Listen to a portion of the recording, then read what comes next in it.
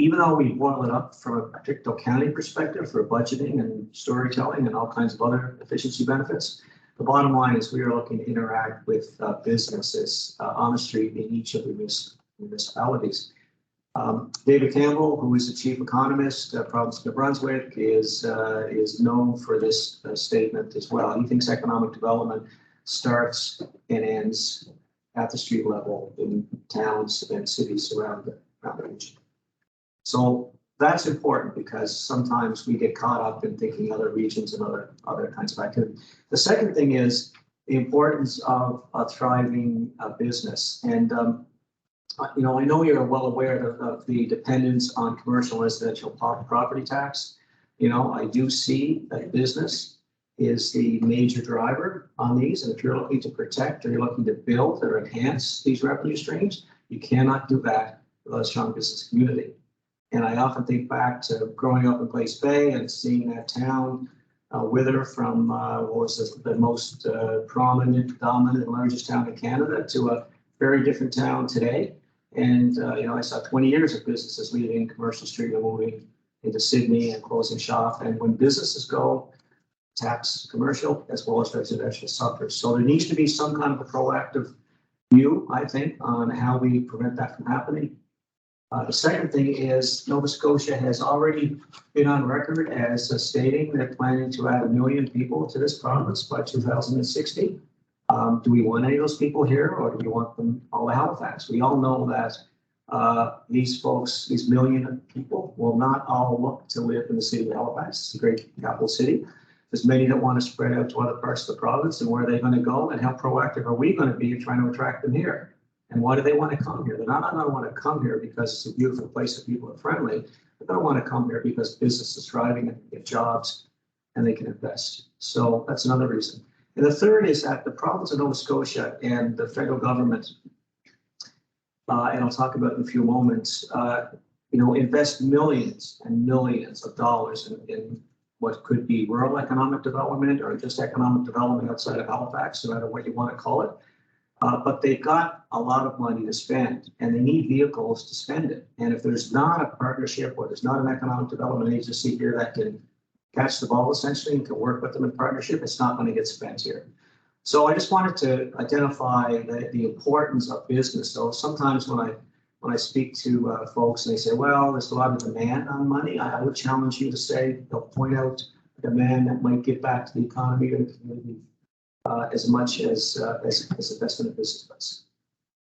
The third is something that I talk a lot about as well, is that we have, there's a gap in the system right now in economic development in Nova Scotia.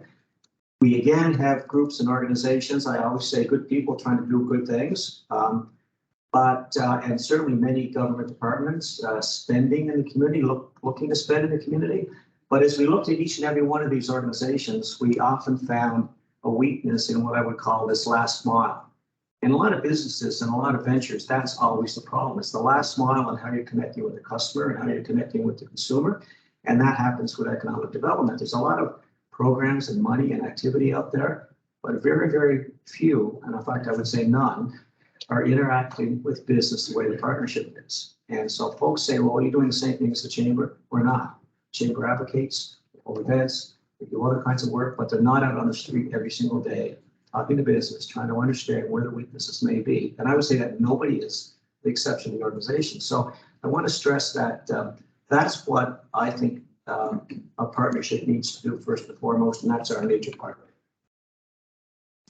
The next is looking at the partnership as an investment. At the moment, you all invest $166,000. That is matched by the province of Nova Scotia. So right away, you're doubling your investment. And then on top of that, we have attracted an additional $271,000 this last year in program from the federal government mostly, but also from the provincial government.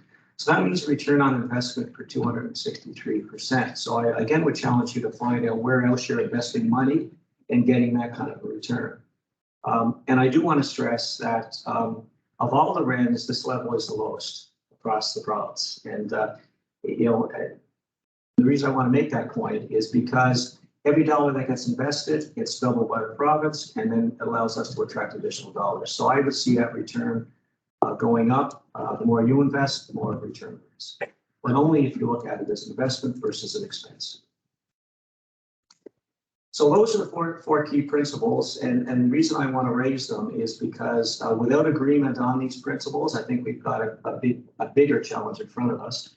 I'm going to go into some of our activity right now, and then turn it over to Heidi. But if there's any questions on those 4 points, I'd certainly like to take them. I have a question. Yes. Thank you, Mr. Chair. It struck me that you're performing a duty that really is a necessity here. And the gap in the system you had mentioned, you seem to me to be a linking mechanism between all these organizations that are out there and the need. Can you tell me how, in practical terms, that link happens between all those organizations that you have in Pictou County and the businesses? What's the practical application that links those two things together?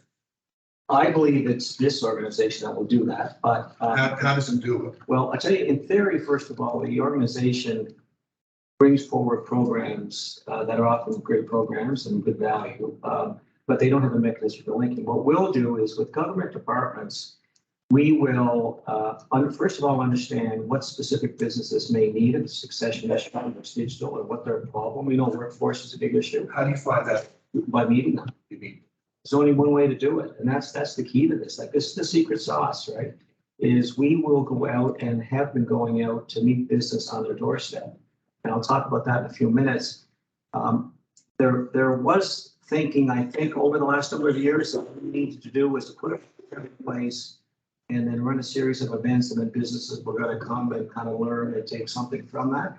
Well, those days, I don't know if they ever were, but those days are over because business do not have the time to do that right now. So what they want and what they're asking for is for somebody to knock on the door and to be in their corner, not to go back every month just for a chit chat, but to really actually show some value. So what you have to do is you got to start off with building a little bit of trust with them, understanding what their major pain point is, and then solve that pain point. Now, I'll give you one example is that, we went over to meet McKay Meters, and who always try to keep their head down, and they will tell us that, right? He said very few people see this place, right? They keep their head down.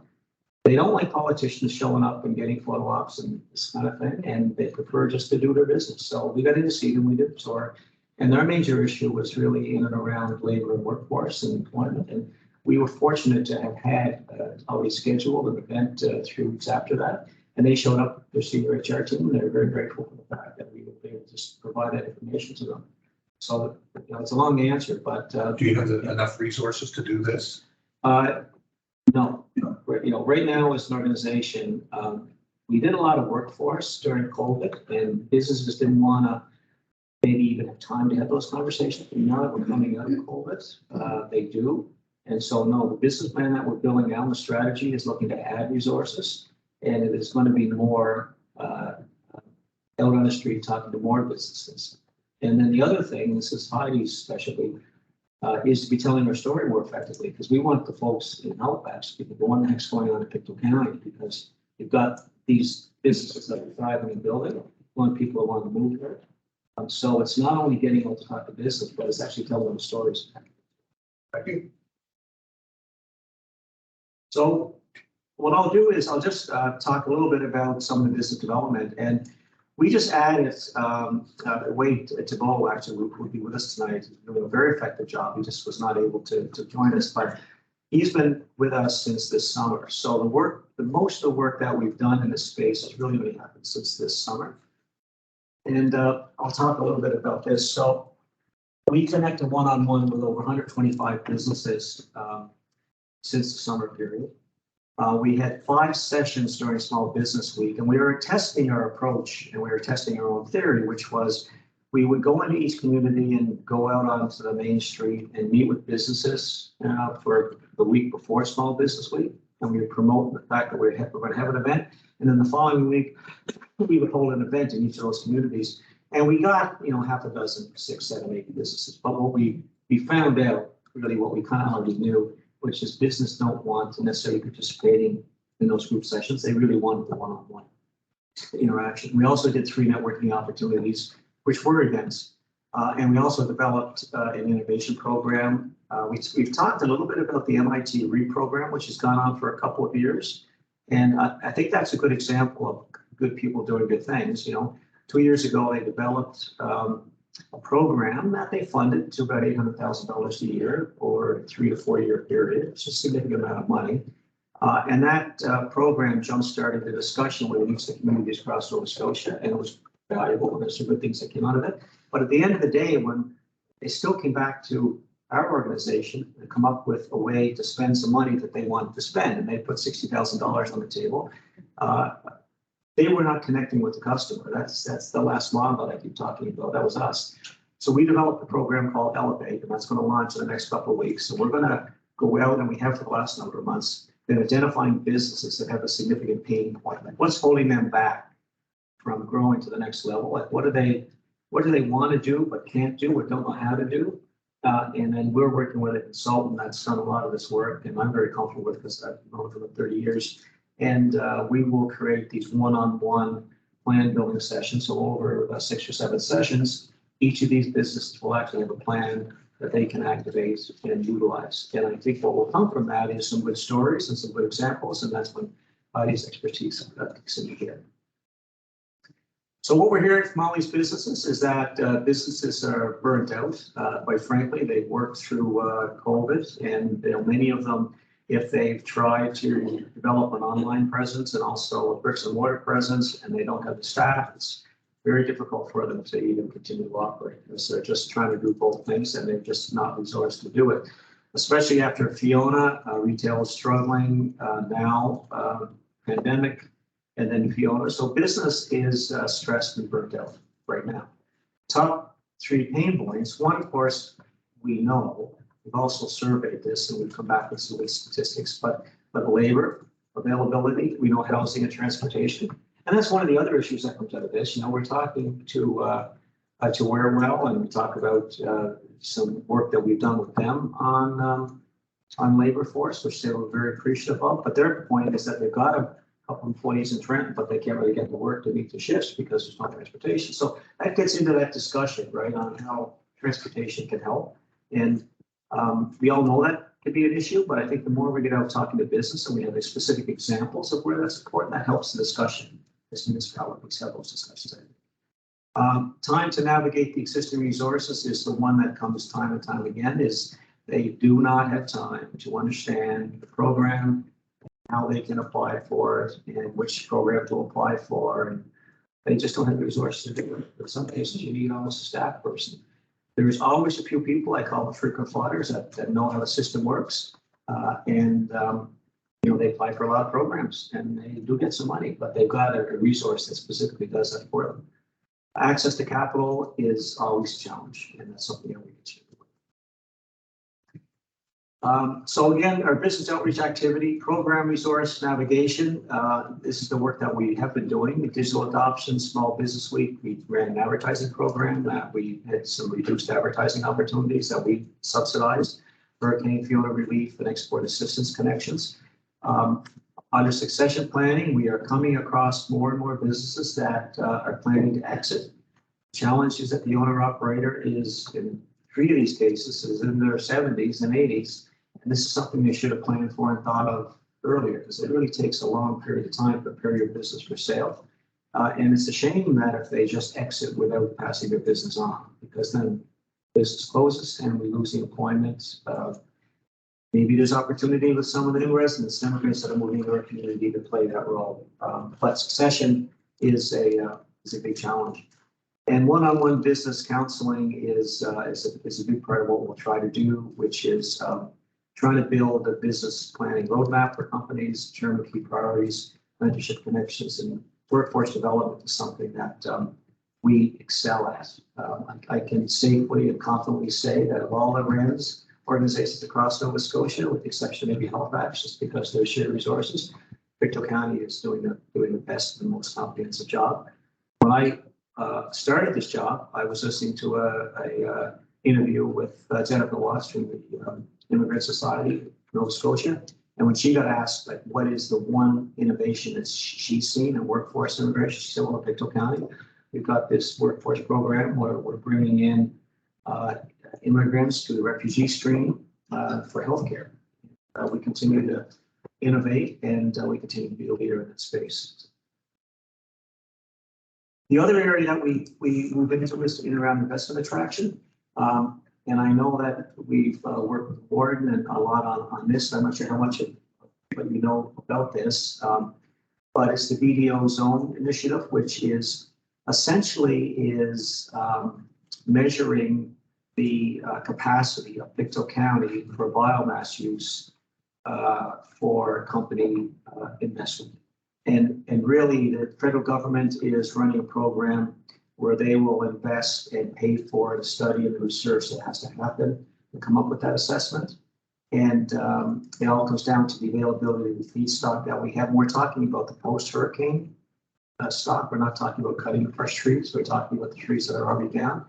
And the idea of those trees being available to companies that may want to produce products. Because once you can come up with your assessment and your score, then we can then promote Pictou County internationally to companies who may wish to invest based on accessing that feedstock.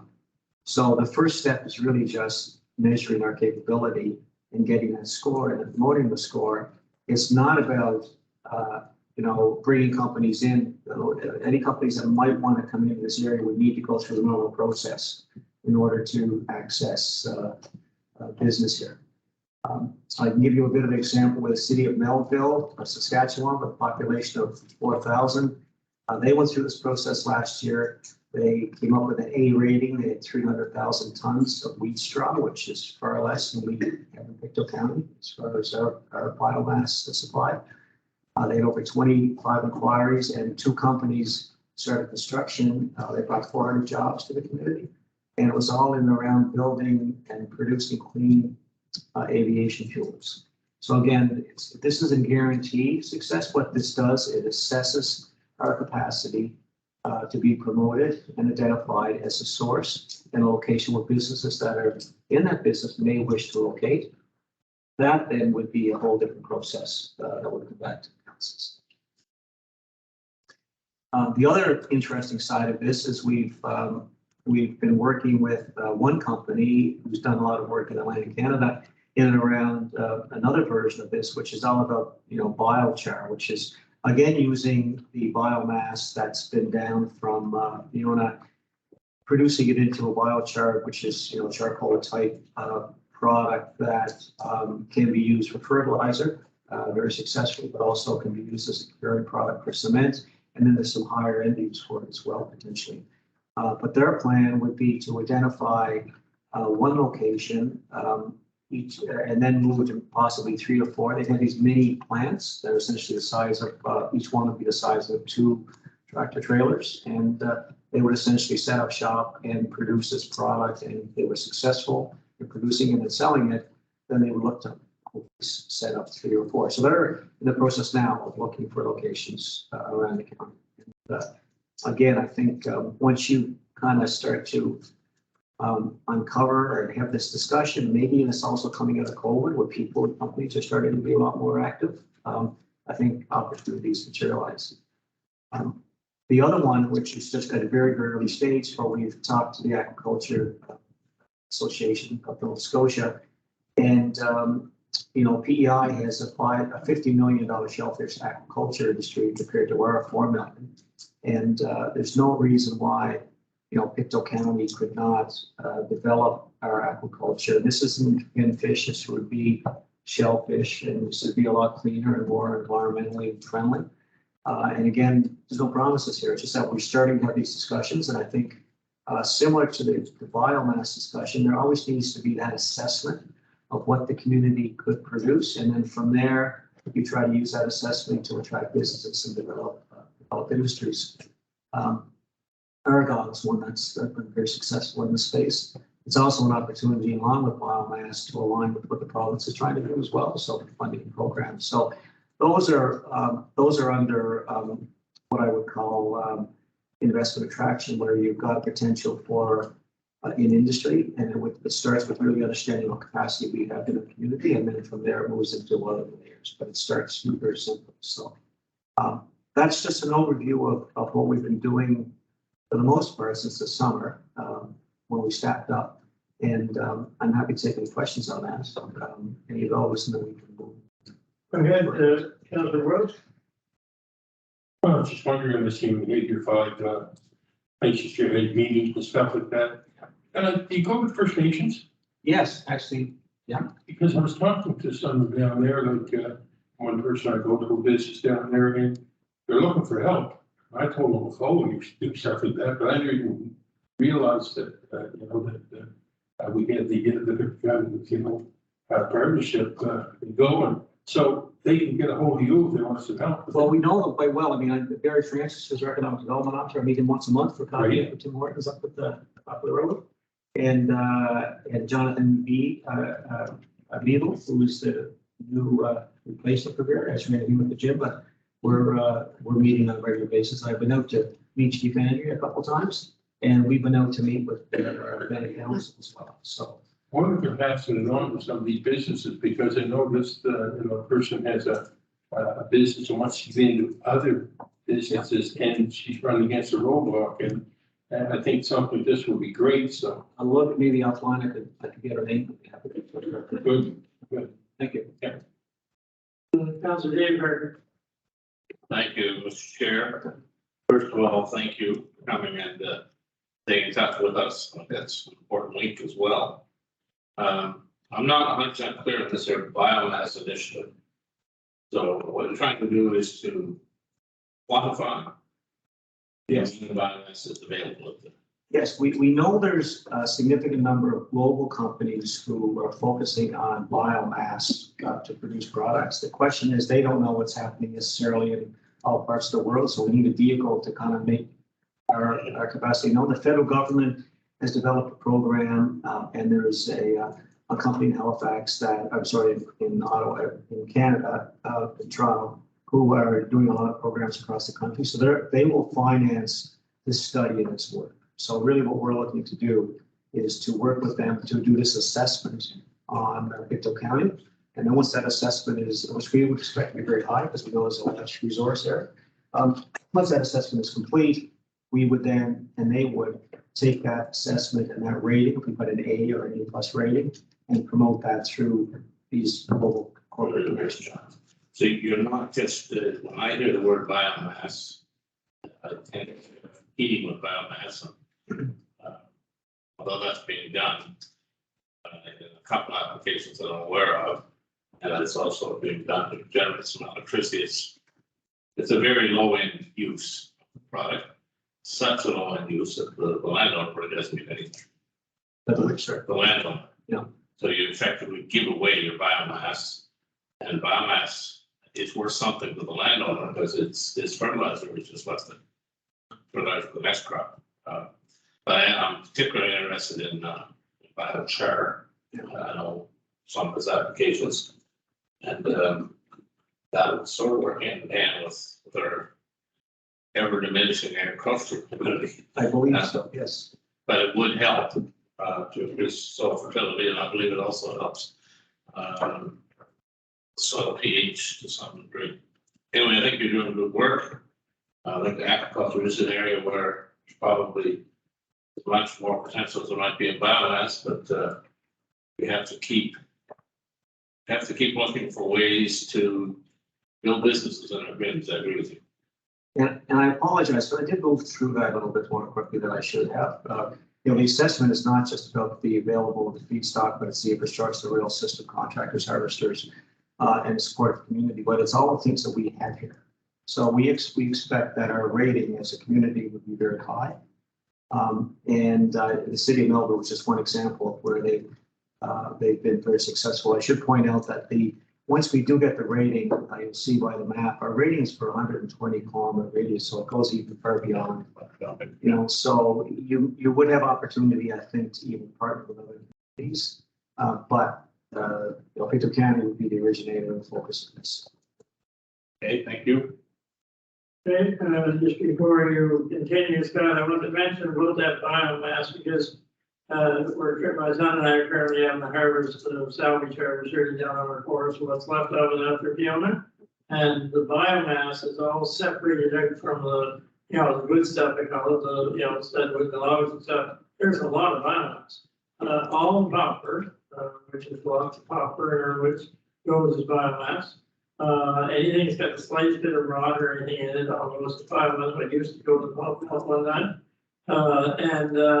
Just a lot of small and crooked, and they want to send all the birch down there. It's kind of not good enough for firewood, but you know, that all has to be hauled all the way to Sheet Harbor. So by the time that expense is paid, that's what my brother Dave's referring to, there's nothing left for the landowner really. Then they're shipping it across the ocean. So if we, you know, we look at all that cost, somebody over there is then making something out of it.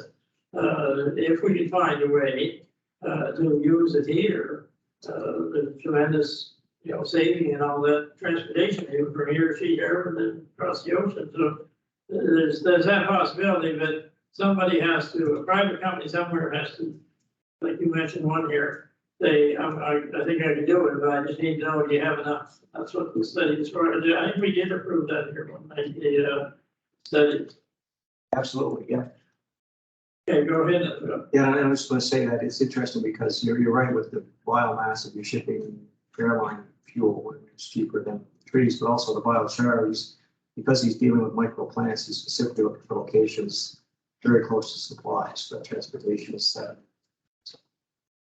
So I'll turn it over to Heidi, and she'll go through work that we're doing on the workforce. And I just want to stress that, you know, the biggest item that we're hearing and we know of is workforce, and the fact that we're ahead of the game somewhat on the work that our team's been doing, I think, over the last 5 years. You know, our intent is to continue to do that and be aggressive. We know that's going on for business.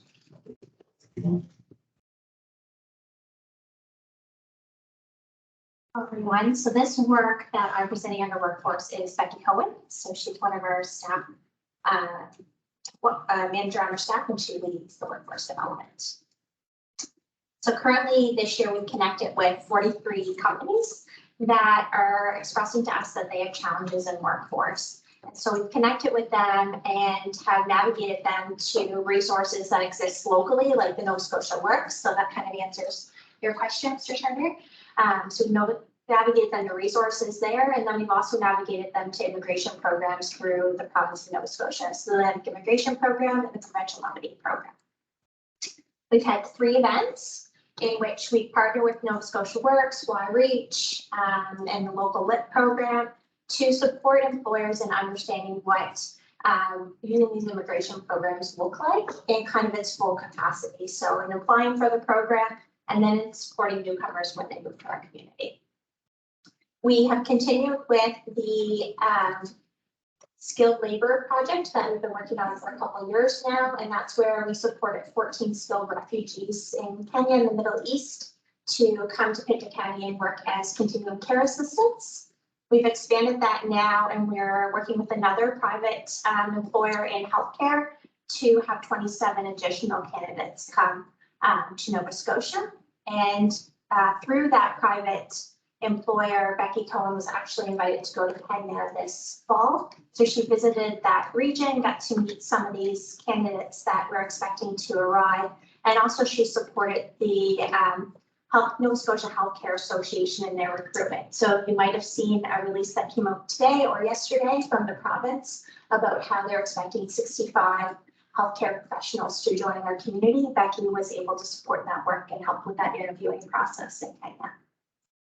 And then we had, we know that recruitment is only one piece of the puzzle, and that retention is a huge part of it. And so in the spring, we partnered with Y-Reach and had a newcomer social in which we had 100 individuals attend and expressed a lot of appreciation, especially with COVID, that they haven't been able to really get out and connect as much as they would have liked. And it got it had an opportunity for us to meet some of the individuals that have arrived throughout COVID. A really exciting project that also happened this fall is we were invited by the province of Nova Scotia to attend a recruitment mission in Paris and Rabat, so in France and Morocco. And so Becky attended that. Because of the relationships that we've built with employers, we were able to advertise for 11 employers and 32 job positions when we were there in person. So we became probably one of the most prepared with actual jobs that we knew that existed in our community. There was also an online portal with that. So there was a virtual aspect as well as an in-person. So Becky spoke with 165 people one-on-one to tell them about what Pictou County was like, why they should move here, and the opportunities that exist. And then we've had over 5,000 applications come through the virtual portal that we have. And how we've managed those is we've separated them between each of the job descriptions, and we've met with each of the businesses that these jobs made that they applied for. And so one of the employers that we have locally is going to have a webinar that we're partnering with them. So all the applicants that apply for their role, it's in pharmacy. And so there's a certain way to immigrate to Canada through the pharmacist stream. So they're going to share what that is like and what it's like to work in their place. So we're taking a really proactive role with these. These individuals would be bilingual. So it was a francophone recruitment fair, but we were looking for individuals who were bilingual. The other piece to this is that we have sorted them initially through those that applied, but we have a lot of other applications that came through. So for roles that we don't currently know about, we've kept those on file. So one day, a few weeks ago, we had someone call about a position that they're looking for, and we were able to kind of look into our database now of individuals looking to come to the area and connect them with them. So hopefully that will have some results through that program. When we were there this summer, we had created a virtual reality showcase of Pictou County. So one of our newcomers, Agnes, has taken a tour of the region, and she has shared a little bit about all of the units in the county and what makes Pictou County a great place, a little snapshot of it. And so it's a 360 virtual reality video. So when you have a headset on, you feel like you're in the space, and that Agnes is sitting there talking to you about what it's like to live here. And even if you don't have that capability of a headset, you can still scroll 360 around and see what the space looks like. So it's a tool that we can use for, one, if newcomers are here, to help them see what exists in their community and help them feel more comfortable getting out and exploring, but two, as a recruitment. So when we get the opportunity to go to these fairs, we can kind of bring what Pictou County is like and what it looks like. And so this was a really kind of put our booth above some of the others because we had this new technology. And that video was actually done by a local business that we have here. So that's a bit about our workforce. I'm going to move into our strategy. So we are planning right now for our next couple of years our strategic plan. And initially we had gone out, so our data inputs, we've gone up to the mayor's, warden, chief, CO, LOC, some of our partner organizations for input. That happened in the late summer, early fall. And then we surveyed businesses. So we put out a general call to businesses, and we had over 100 businesses reply to our strategic plan about their needs and interests and what would help support them from our organization. And then we supplemented that with some key interviews with some local community business leaders. Through that, right now we are collecting all the data and sifting through it to create the plan. But some of the things that have kind of risen to the top right now is that labor shortages is our primary challenge. And Wade hears that, and our business development staff, and Becky as our workforce development hears that every day, that individuals are looking for staff. So only 33% of businesses responded that they have the employees needed to grow their business currently. Our future competitive advantage that came out through that was digital readiness. So our business community recognizes that they have to look at digital aspects of their business. However, only 53% said they have the employees that have the skills needed to do that. So although it's recognized as competitive advantage, there's still a gap in that learning that we have to try and change. And it was also identified that the benefit of the partnership is navigation. So we spoke about that triangle or that gap that Scott presented earlier. It's that in-between piece of connecting what the business needs with the resources and organizations and programs and supports that helps to fulfill that. So right now, 72% of entrepreneurs want to grow, but they need support with finding capital and people. So they need navigation support. So we're continuing on the strategic plan. Our next couple steps is that our volunteer board of directors will review it at the end of January, and then it'll go to our LOC for approval with the mayors and wardens having a look at it as well. And then we'll be able to share more broadly with council. Let's end it back there. Thank you. Does anybody have any questions on what Heidi presented there? Go ahead, Peter. I just wonder that you're taking all these people in here to fill jobs up with that, right? Who pays for this? Who pays for to take these people here? Yes, so they're through the Atlantic Immigration Program. There is a piece that would have to be supported through the employee and the employer. And how long would that they do that for? Pardon? How long would they do that for? So I'd have to get you some of those details. Becky would have them more so, but. I was just wondering too, sorry, but the housing, so, you know, I mean, where are you getting housing for all these people who are having a problem getting housing right now for our own residents? Where's the housing coming from? Do you have a plan for that? Or? Yeah, I mean, housing is a challenge everywhere in the province, and it's kind of one of those things that, I mean, we're having a number of discussions with builders on solutions that they're looking to bring forward. And I see it as one of these things that, you know, gets solved, or, you know, an answer kind of evolves over a period of time. But part of it is that we can't stop and wait for them to solve that or wait for transportation. We still need to kind of move ahead, but when we talk about resourcing and our capability as an organization, that's kind of one of the things that we talk about, is how much involved can we afford to get in working with companies on the housing, because we know it's a problem, right? We need to fix it, but do we have the resources to kind of have those conversations and try to work with them? So, yeah, we're trying to juggle a lot of things, but there's a lot of discussion happening, and there's a few solutions that are starting to emerge. Hopefully, businesses, you know, when there's opportunities, they do respond. So I'm hoping that they'll respond to it. Just one more, if I could. I'm just wondering, again, right now, people are waiting for doctors in Nova Scotia is just ridiculous.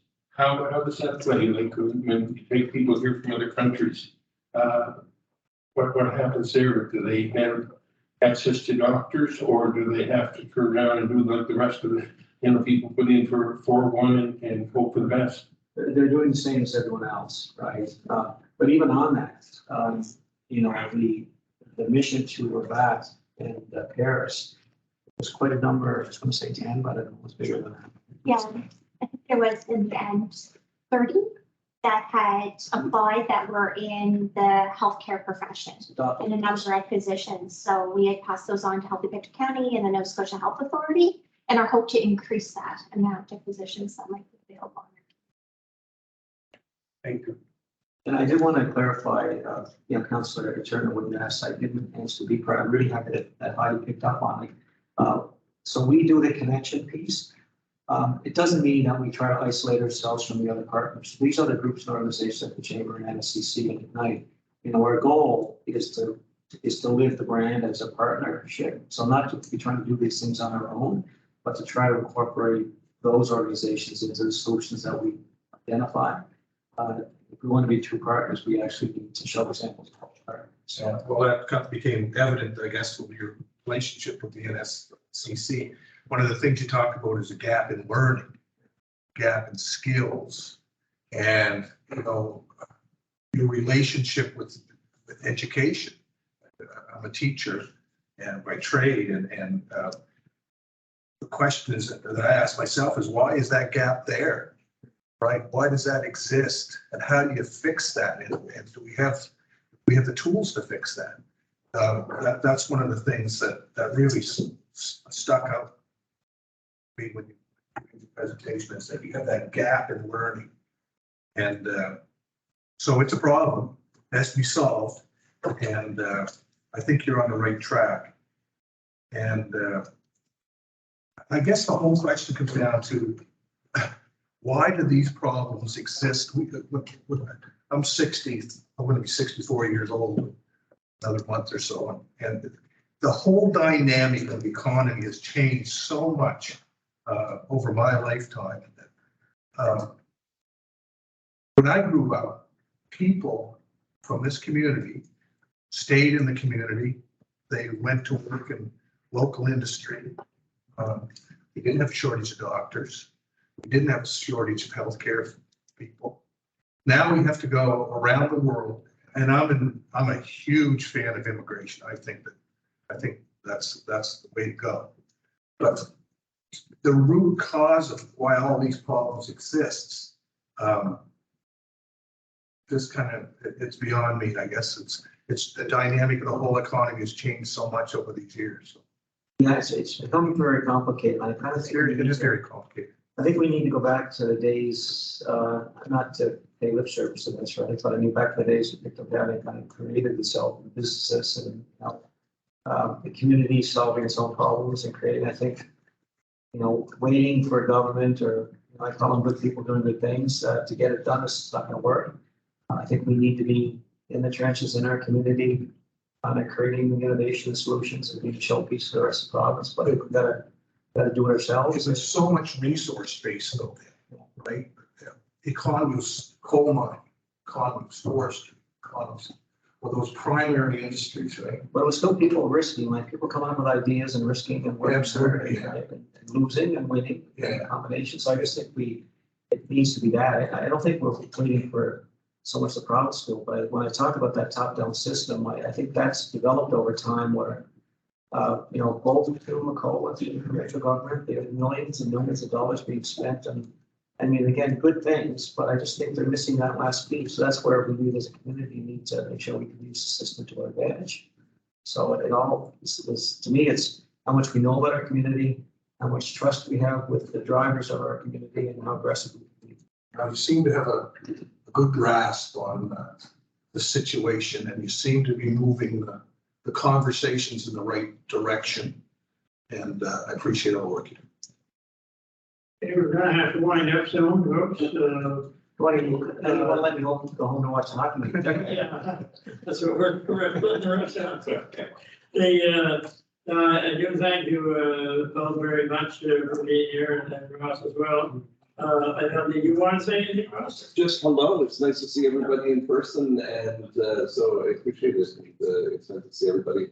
I'm Ross McDonald. I'm the municipal advisor for the county, and I probably met you all virtually on Teams or Zoom meetings. So it's nice to see people in person. So I just wanted to come and say that. Glad to have you, some of our concerns. I just want to close, I guess, by saying, I know we'll be coming up with budget time, and I know what you were hinting at there. That right now Wade is the only person out there in the field doing this job of teaching with business people, am I right? That's correct. I mean, I do a little bit during this summer, but I do a lot of time with their stakeholders as well. And there's a lot of businesses in this county, and a lot that need that help, whether it's on succession or whether it's just how to get to the next level or whatever particular problem you're dealing with. And I haven't been in business for a long while myself. I know that most of the time you're way too busy trying to put out all the little fires around you. In the back of your head somewhere is all the dreams of where you want to go, but you don't have time to deal with it today. Maybe you deal with it tomorrow. So I think having this one-on-one, and I'm looking forward to this new program. I forget what it's called now. Elevate. I think that will be helpful to a lot of small business people. We don't have any lack of entrepreneurship in the town. There's a lot of people I know that want to do this, want to do that, but it's how to get started and it's how to get move up, not everybody wants to get to 100 employees. A lot of people are pretty happy with 3 or 4, 10 or 20. But that having that help, we worked around this table numbers from various municipalities for probably 3 years, with the Municipal Economic Working Group to get to the rent and now to the partnership. It's really important, I think, that we get the value out of it now. When you talk about charter, you talk about shellfish or whatever, I think at budget time, we're gonna need to know, what level of funding you're looking for or what you need in order to be able to put the number of people in the field that we would like to have there. There is a multiplier factor, I know, with from the province and others, but if we were to put more in, and you said that we're the lowest funded in the province, are we tied with somebody or are we the lowest? No, well, and that doesn't even matter. I don't want to say that for the sake of anything other than just to suggest that. That's where we could be, though. Who you cooking? Yeah, and so, I know that you're promoting what you're doing and everything, but in order to get to, for you folks to get to the next level, one person trying to do that job isn't going to suffice if we really want to serve those entrepreneurs that want to grow. So, again, thank you, for coming in, and, we'll, look forward to, more good things, and, but, I think we're on the right track, as some people have said here. Thank you.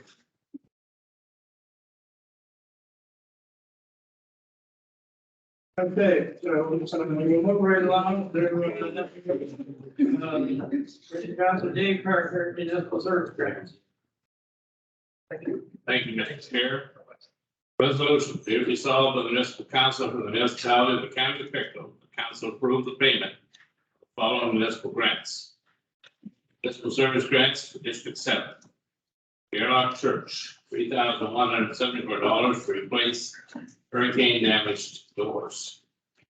Forest Hill Cemetery, $800 for the removal of hurricane trees and debris. New Laird Pioneer Cemetery, $500 to replace sign and maintenance. Not replace maintenance, do maintenance. St. Andrews Cemetery and Annex. $2,750 for removal of hurricane trees and debris. That's better known as the Garlock Cemetery. The Hill Cemetery in Watervale, $1,000 for removal of hurricane trees and debris. The Middle River Burchell Cemetery, $3,000 for removal of hurricane trees and debris. Total of $11,224. Dated at Pictou, this is the 4th day of January 2023. Moved on the South, Councilor David Parker, seconded by Councilor Barry Wolfridge Elliott. So 70. Okay, you heard the reading of the resolution on the municipal service grants for District 7. We moved and seconded. Are there any questions on that resolution?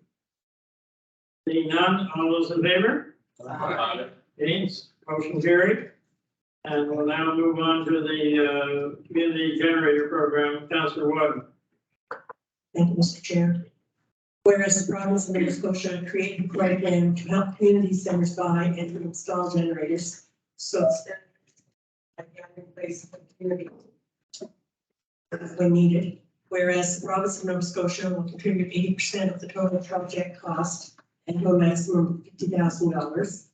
Whereas during disasters and emergencies, these community centers may be called upon by the local emergency management office to become a comfort center where residents can get a warm drink, support one another, get information and other resources. Whereas the local community center is required to fund at least 20% of the project costs, therefore be it resolved by the Municipal Council of the Municipality of the County of Pictou, the council create a community generator fund of $60,000 in the 2022-2023 fiscal year to be funded from surplus general funds or transfer from the general operating reserve. And further be it resolved that a community center may apply to the municipal council for a grant of no more than 10% of their project costs to a maximum of $5,000. Dated Pictou, Nova Scotia, the 4th day of January 2023, signed by myself, Councilor Deborah Wadden, and seconded by Councilor John Butler. Second. The resolution, Councilor Wadden, any questions on the resolution? Questions? Hearing none, everyone in favor say aye. Aye. Joined it. Motion carried. Move on to 8C, fire inspection appointment. Mr. Thompson. Here.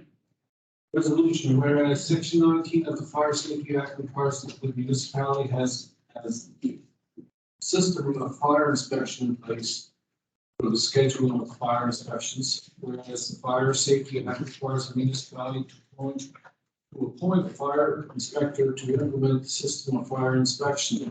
Therefore, be it resolved by the municipality of the county of Victor, the council appoint Jason Greca as fire inspector, and this appointment shall remain in force until repealed by the municipal council dated at Victor, Nova Scotia, the 4th day of January 2023, of himself, and seconded by Councilor Turner. So second. Okay, you heard the reading of the motion for the appointment of our own fire inspector. And the moved and seconded. Are there any questions on that resolution? Seeing none, all those in favor? Aye. Against? Motion carried. Okay, we'll move right along to number 9, and I'll ask our deputy warden to take over again. It's one that I added here just in the last day or two. A, declining landfill telephone service for the fire. I wanted to bring this up tonight to see if it's a problem, if others are hearing the same problems or not.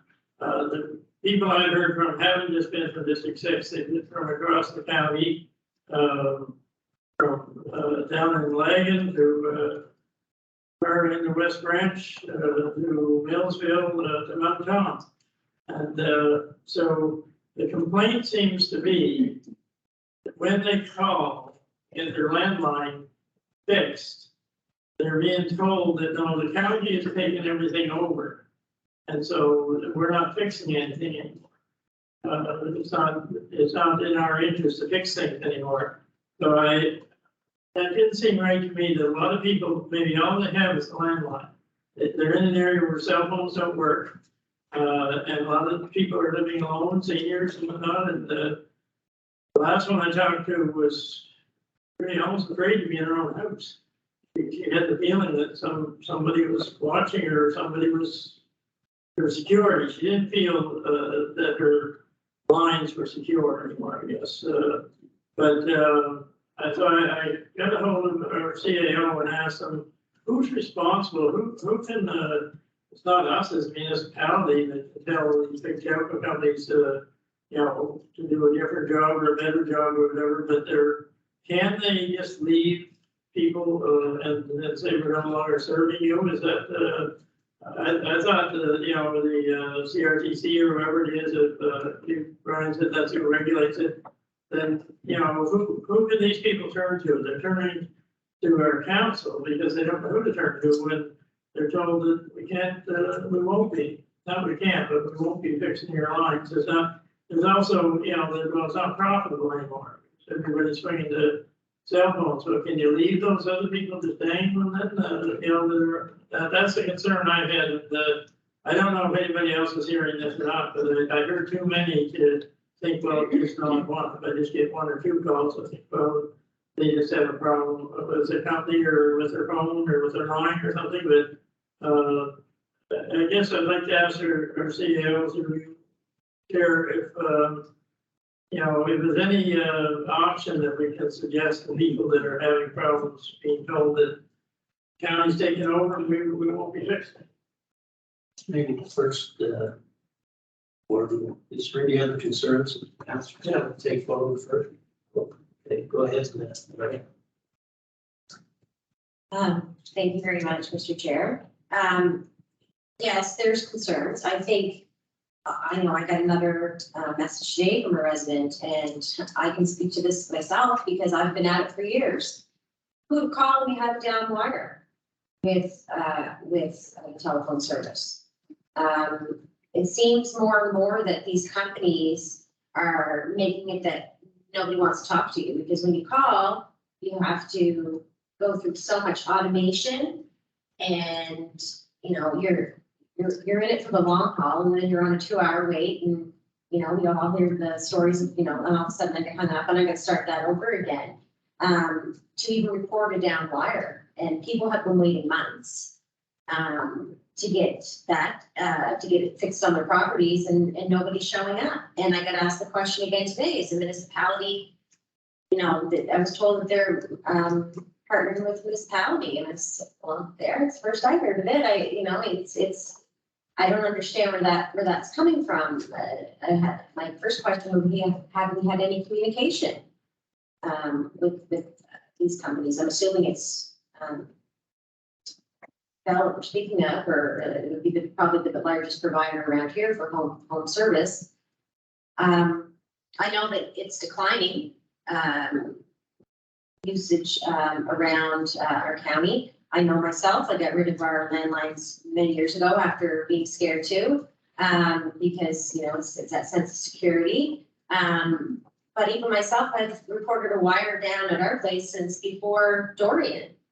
Since Dorian happened, and they still haven't got fixed. I tried to wave them down the road even, like, please come. And so I'm not really sure, A, where that rumor started, and B, I think there needs to be some kind of better system in place for our residents to report these down wires to these companies, because they're getting frustrated. Either they have already reported them and nothing's been done, they haven't shown up, or they can't get through to anybody to talk to a person about their issue that they're having. So those are the kind of concerns that I've had in our area. And I know that after Hurricane Fiona, they were very challenging with trees and such on the line. I know that they were saying, you know, after the hurricane, that it would be the end of November, December before they could even get the service back. So I think that's when a lot of people changed and switched over to mobile devices.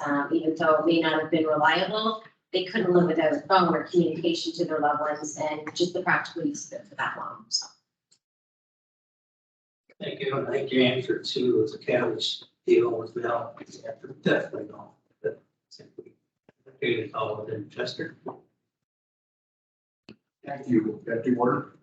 I brought this up several months ago, and we talked about it quite a bit here, because I was, I don't know, I should have went and bought a lot ticket, because every time I called the telephone company, I got to talk to the same Mary in the Philippines, and we always kind of talked about that. Right? And so she told me in the Philippines that there were no more battery backups in the little substations. Okay, like when there's different ones, the little buildings around, you know, where you're kind of things work. And she couldn't give you any direction. And then I asked her to give a number for Pictou County for somebody I could talk to in Pictou County. She had no idea. Like, she was on the computer, like she was trying to best she could, but she didn't know where Pictou County was any more than I knew where she was in the Philippines. But we were spoiled for years and years and years, because we had telephone AT&T people in our communities, and they looked after the problem, and they built the business. And then when they sold out to Bell, the business went south, or the service went south. And up in my area, the cell phones don't work. The power goes up. Now the regular phone, the old house phone doesn't work anymore. And that's no good, because if somebody's sick, or somebody, like, once there's a storm comes, I really help these people. You can't help them if there's no cell phone, and they don't have cell phones because they don't work. Once you pass wherever, there's no such thing as a cell phone working there. But anyway, all I'm doing is echoing the same thing. We've got an example right there. I've been trying to call that man on his house phone since a month or more. Mailbox is full, and they won't come. They promise them they're going to come, and they don't come. And the cell phone won't even work, and that's down in Lismore. So I know Don can say the same thing I'm saying, but it's for the service that we're used to, we're certainly taking a back seat to it now. Thanks, Chester. David? Thank you, Deputy Warden. This happened 8 or 9 years ago. One of my neighbors, all through the summer and fall, had a lot of problems with land. It was Bell, Canada. It'd be calm. Yeah. When somebody else, finally, after about 3.5 months, technician arrived at his door. and informed him of the problem with the line between his house and, to the way of the substations. He already knew that. It was cracking, it's happening. Sometimes there's no bid. He said the lines are old, put in the roads from 1977, not 76. But they were sort of 30+ years old at that time. Then he said, well, what are you gonna do with that? Now, this is just a technician, low level. Probably not gonna do anything. There's only 14 lines left, landlines left there in the hill. Probably less than half of that. My point is, this has been, as they made the decision, they could have, to abandon landline service or to reduce it to the point where people would want to switch. And many of them have switched. People are paying close to $100 a month for landline. And for people on low income, that's a lot of money. And not giving very good service. But so it's not a new problem, I'm saying. Around for a while. And as the number of landlines declines, there's no motivation for any company, let alone Bell Canada, to put more resources into it. So we're going to see this problem continue. That's what I'm saying. On a similar vein, very close relative of mine had his Starlink device quit on $1 a day. Today, what's that, 8 days, 7 days? 8 days. He found out that they're not selling some parts. It's expected to climb up on the roof and repair that. He's going to become the technician. My point is, it's Starlink. It don't works. Boy, if it breaks, good luck. He's been 8 days. Now they're going to sell it parts. They don't have any technicians. No one provided technical support. Your system goes down. That's what I'm talking about. Apologize. Here, Don. Yes, Mr. Chair, I guess pretty well the same as what others are saying. I've been getting broken promises. You know, the first 2 work orders, nobody showed up. The 3rd work order, they came a month and left. So now on the 4th round, I'm on the priority list. And I've been on that list for a week now. And nobody has shown up. So it really shows that the service is going to, and I unfortunately think it's not going to get any better. Thank you. Any further comments?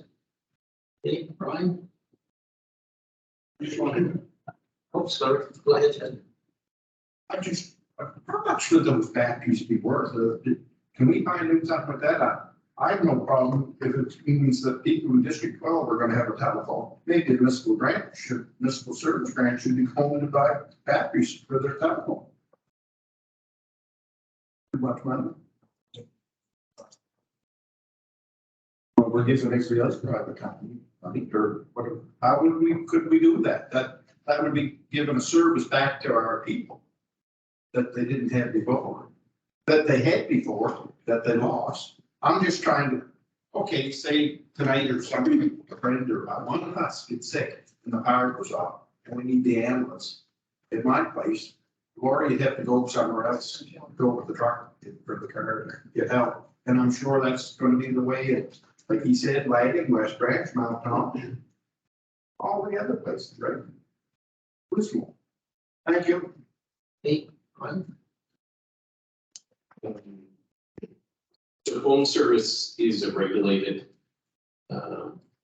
service that is regulated by the CRTC, and they have a complaints process established for residents to contact and file a complaint, and then they will go to the carrier.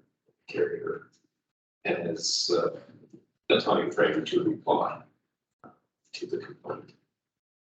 But it is regulated. Internet and phone service are not the same. Their internet is not regulated. Phone service is a carrier.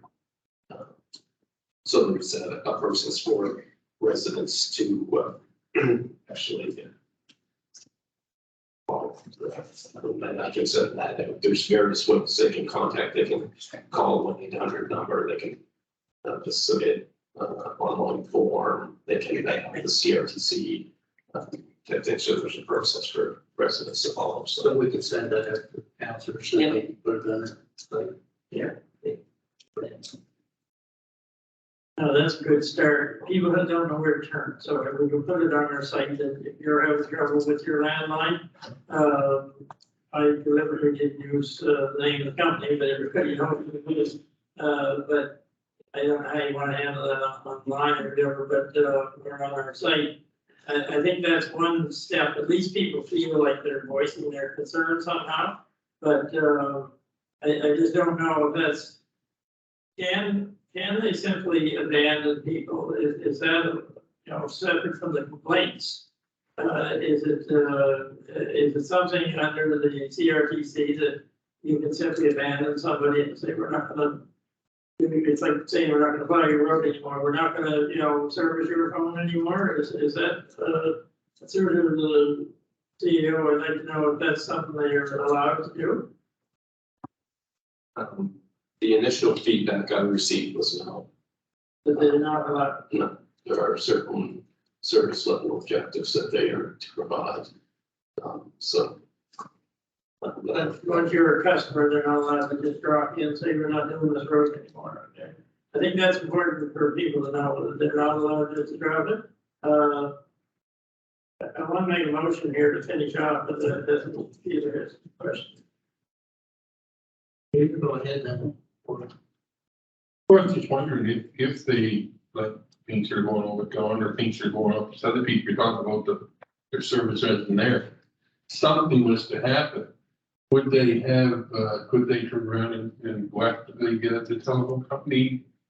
Like it's just, somebody could die, you know what I mean, with no phone. I mean, is there, you wouldn't want that to happen, but I mean, maybe they should be made aware that this could happen to, they could be sued or whatever. Chester? Kind of part of what I wanted to say, but the, Mike, please. well, I guess it's pretty well answered what I was going to say. I'm just trying to say the same thing over, but a different type of a way. It's too late when something happens, okay? And cell phone isn't the cure for our area at this time. Okay, I'm sure this motion here will go through it. I'd like to make a motion that we write to our MP, John Fraser, since it's a federal issue, and request that he investigate the CRTC with the CRTC with the lack of landline service to rural Pictou County, many different locations, and see, basically asking him to see if he can do something about it, because it's a safety issue. That's the big thing, is it's a safety issue, and it's a security issue for a lot of older people too. Not just older people, but I mean, it's a safety and security issue. And ask him to see if he can help us out on this. I'll second. Not very well worded, but Regular the power's off. Just, if you call 911, will that still go through? Is there some kind of dismal there on the phone, even when there's as dead as can be, right? If you call 911, will it still work? No, I don't think so. That's not yourself. that was the challenge now. So this was on the cell phone. So, but why are you paying for that 911 and the bill every month? I just kind of want to say that in a minute ago. Okay. Very good. Sorry. Seconded on the motion, any questions? We want to pick quotes, go ahead, Councilor. I know we're kind of with the, what are we voting on, what, Sean? Check this issue out. Voting on sending a letter to Sean Fraser, our MP, to investigate the lack of landline service in our county for safety and security purposes. Because I have a little concern, like, we're not confirming this information, we don't know which phone company it is for starters, it could be Bell, it could be Eastlink, but Eastlink, doesn't have, anytime we lost power, we always lost Eastlink service. And Bell always had their battery packs going, that's what their generator trucks do, go around, keeping the batteries running, to have some type of landline service. But I'm just kind of confused, I'm not confused, but I'm concerned, they're being told the service being cut off because we're in the internet business, who's telling them that? Where's that information coming from? I guess is what I want to know. Is it someone in the Philippines saying that? Like, I don't know, just I don't know. Before we send the letter to Sean, exactly what the issue is that we're trying to rectify. CRTC, I think is where the letter we called Sean. Yeah. CRT deals with all companies, they don't want, so that I would show that we check over all companies in the end. That'd be my assumption of the. It's a little confused because I thought the issue was people being told that landline service is being dropped because they're in the internet business now.